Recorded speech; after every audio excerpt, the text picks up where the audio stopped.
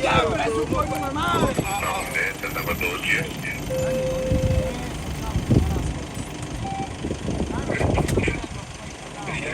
Claro, claro.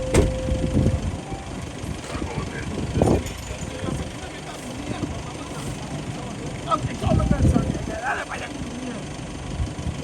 Dale, corre, causa. Con la muerte, mami. Dale, por esa mierda.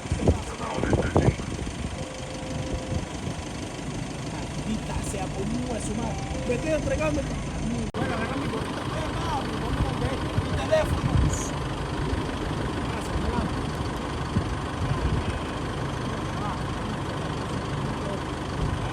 Mano, están aquí porque yo prácticamente lo llamé. No me interesa escaparme, vale.